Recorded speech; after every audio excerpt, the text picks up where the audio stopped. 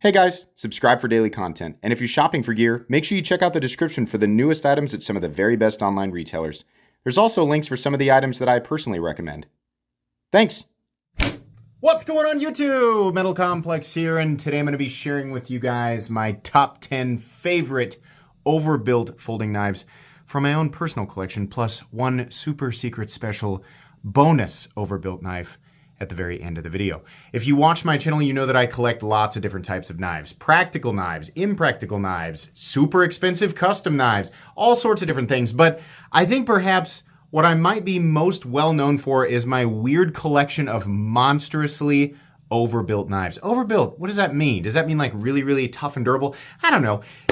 You can get a really, really practical overbuilt knife if you just buy a cold steel. Those are really easy to get and they will definitely serve you well. But I'm a collector, I like weird stuff, so I intentionally seek out knives that are not really practical at all, just absolutely, massively, humorously overbuilt, just for fun. And I'm gonna share those with you today. Thanks so much to my patrons for supporting me, and please make sure to follow me on Instagram at metal_complex. These are in order. Starting off here at number 10, an absolute beast, the Ace Vortex, which is essentially a giant titanium folding kukri. This thing is definitely one of the longer knives on the list, coming in at about 12 inches with nearly a 5.5 inch blade. But it's not just length, we've definitely got girth here. This guy comes in at over 1/4 inch for the blade stock, M390, massive titanium frame, big carbon fiber slabs. Look at all these fasteners, that's absolutely ridiculous. I am convinced that Ace was trolling everybody with this one. This guy comes in, let's see here, at a whopping 13.86 ounces, or we have 393 grams for people who go by that. Yeah, it's a gigantic knife. This one is actually probably the least likely to do any real slicing. It's more of an impact cutter, I guess, if you were going to use it. You'll probably notice that a lot of these things have holes up here, and that's so that you can add an additional stop pin. This does lock it out further. It adds another point of contact and definitely strengthens it up if you so chose to use it. But I don't know how many people are actually going to be using these things, but it's kind of funny that they all include that. Moving on here to number 9, and that's going to be the Guards Messerthunrar, which is just ridiculous because of the height of the blade. We have this tall sort of clip point rhinoceros blade coming in a little bit under 1/4 inch for the blade stock. The overall length, it looks like a super short stubby knife, but it still comes in at 8 inches. And as far as weight goes, I think we're set up here for grams first. We'll go ahead and do that. 337 grams, or 11.89 ounces. So certainly no slouch in the weight department. This guy is a frame lock, and you'll also notice there's another pin there, just so you can lock it out further. Huge chunks of titanium for the frame and a gigantic titanium backspacer back here. This thing is just absolutely ridiculous. It's really like a folding rhinoceros blade thing. Like if a rhinoceros and a knife like came together and had a baby, I guess. The lockout noise on this one is really, really satisfying. I just like it. I mean, it's the same reason I like any of these. They're just stupid. They're just amazingly stupid, and I love this type of stuff. Moving on here, we have another Guards Messer knife. This is actually the smallest overbuilt knife on the list. Number 8 here, that's the Guards Messer Mini Viking, which to most people would be an absolutely monstrous knife. This guy also coming in just shy of 1/4 inch on the stock. Also a very, very tall blade. This is actually the Generation 2. Its additional locking feature is actually a screw down over travel stop, which prevents the lock bar from moving over or back out of the way of the blade. So it acts as a secondary lock. The overall length on this guy is coming in at about not even 8 inches, like 7.85 inches overall, with, you know, roughly a 3.5 inch blade, maybe 3.35 inch blade. As far as the weight goes on this guy, we're coming in at 9 ounces for this little tiny thing. Or if you're wondering for grams, we have 256 grams. So like I said, definitely the smallest one of the bunch here, but absolutely still worthy of the overbuilt title. Everything is oversized on this. The scales excuse me, the blade stock. And honestly, I really, really like the blade shape on this one, just the aesthetics of it. I like the thumb ramp. It's one of the more comfortable knives. I mean, if you're actually going to carry one of these massively overbuilt knives, this would be the easiest to carry. Not easy to carry by any means, but certainly easier than a lot of the other knives on the list. It's also, I think, important to point out that this guy runs on phosphor bronze and not bearings. Most of the knives on this list actually run on bearings. Moving on here, another Titanic Hulk of a knife. Number 7, that's going to be the Ace Titanus, which a lot of people say looks like a Power Ranger knife, and it absolutely does. Once again, we have a massive slab. I've got to be careful with this one. Massive slab of M390. And then we have actually 3 different tones of titanium here. We have the black, the gold, and just like the standard or the raw titanium here. A 2-tone finish. The overall length of the Ace Titanus comes in at about 11 1/8 with roughly a 5-inch blade. Not quite as long as the Vortex, but certainly an absolutely massive knife. Let's go ahead and weigh it and see what this guy comes in at. In grams, we're looking at 390, and for ounces, we're looking at 13.72. Definitely an absolute beast. The funniest thing about this knife, I think, is, and it also comes with an additional sort of pin lock, one of the largest ones, actually. One of the craziest things about this knife is the ridiculous, it's actually a proprietary, well, it's like a tri-wing sort of, or whatever you call this, sort of triangle bit pivot that's absolutely gargantuan. Same thing with the thumb studs, which are also stops. Those are actually the blade stops. But it has this teeny tiny little pocket clip that is so shallow. Again, I think Ace is trolling us with this stuff. They don't actually expect people to carry it, right? I mean, could you actually carry and use it? Yeah, they're plenty durable, but will people actually do it? I don't know. This thing looks like Robot Spyderco on steroids to me. Absolutely insane, and definitely something that I had to put in my collection. Moving on here, let's talk about the big boy, number 6. That's going to be the Guards Messerthunrar full-size Viking. I like this one for the exact same reason that I like its little brother, except I like it a little more because it's huge. Actually, size comparison here between the two. The little guy up top, which again is a big knife. The full-size Viking is absolutely ginormous. The overall length of this thing is coming in at, it's at 9.5 inches, no big deal, right? 4 1/4-ish blade. Let's see what we're working with in terms of weight. So ounces, we are coming in at 12.17. And for grams, we're coming in at 344. Definitely an absolute beast of a knife. That thing is squeaking every time I move it. The blade is just, it's everything that the little one is. It's just bigger. I love the big fuller in the blade. I love how tall it is, right? The snout, I almost called it the snout. The tip of the blade is ridiculously thick. These things are just, they're silly, right? I mean, you could carry this one, sure. It also runs on phosphor bronze, but it's definitely going to weigh down your pocket. No question about it. Moving on here.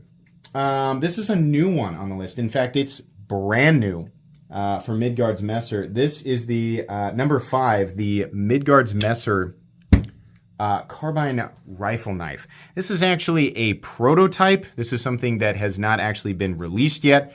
This guy, let's go ahead and measure this one. The overall length of the Carbine rifle knife is coming in at about 8.35 inches. Blade length coming in at about 3.6. The blade stock is actually more than 1/4 inch. Look at this handle here. This thing is absolutely insane. We'll go ahead and weigh it here before I show you some of the really cool features because it definitely is different. Grams, we're coming in at 281, and ounces only 9.88, so not necessarily a super duper heavy guy. The weird thing about this knife is not only does it have a frame lock, it also has the stops that are attached to the blade, so we have 2 points of contact there. You have a spot for a pin lock right here, which it does come with. And then it also, the reason they call it the Carbine rifle knife is you may have noticed that there's a hole in the tip of the blade. It's also back here. This rod right here, you kick this up, push it forward, and you can see this rod comes forward right here. When the blade is in the locked out position, that rod goes into the hole in the blade and then can be further locked out. This is absolutely one of the most robust locking systems I have ever seen. This is absolutely ridiculous in terms of total number of contact points. Much like anything else on this list, and honestly, cold steel triad lock knives, you will break every other part of this knife before you disengage the lock. That's just what's going to happen. It's massively, massively overkill. 2 points of contact back, this thing was overkill. It's just absolutely hulking. What a ridiculous knife. Moving on here, another Midgard's Messer knife. This is number 4, and that's going to be the Midgard's Messer Beowulf. I like this one just because it's even more different. Is that the right? That's not the way to. Even differenter. It's different beyond different versus the other things that are on this list. We do have a pin lock, but this one has the pin lock combined with the screw down over travel. So you actually have an additional lock over something like the Viking here. I also like that they did the diamond textured titanium here. This one, again, just under 1/4 inch in terms of blade stock. The lock-in on this thing is so wild because your finger is so deep in this choil area underneath the blade. The overall length of this guy, it's not one of the longer ones for sure. Coming in about 8 1/4, blade length 3.5 inches. And in terms of weight here, let's see what we've got on the scale first. We're coming in at 12.35 ounces, 12.31 ounces. And for grams, we're coming in at 348. So once again, absolutely gargantuan. Really, it's the aesthetic of this one. I mean, it doesn't feel any more or less overbuilt than anything else on the list. It's just massive, and there's so much titanium. There's so much steel. It's just crazy. I like that Midgard's Messer likes to do the really tall blades because we don't see that super duper often. Moving on here, this is going to be another Max Ace. This is the Max Ace Hephaestus. I like this one because it is definitely gigantic, but it's a little bit more of a practical size. It also has a more refined aesthetic. Now, a lot of people look at any of these and say that looks like a gas station knife. The machining quality on this thing is very, very fine. I mean, not that the Vortex or the Titanus, they didn't have that, right? But this is something about this is really Max Ace showing off what they're capable of doing here. This also has the screw down over travel, and it's got the pin lock over here, and it also has the external stops. This thing runs on bearings and flips super hard.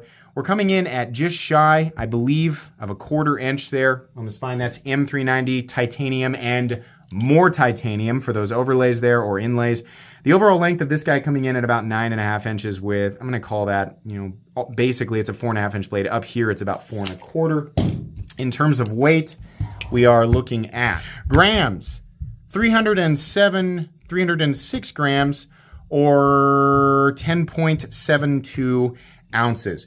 Really, this one has all of the overbuilt feel to it. It just feels extremely, extremely refined. It's even got cool things like the finish on the inside of the, I guess, what do we call that?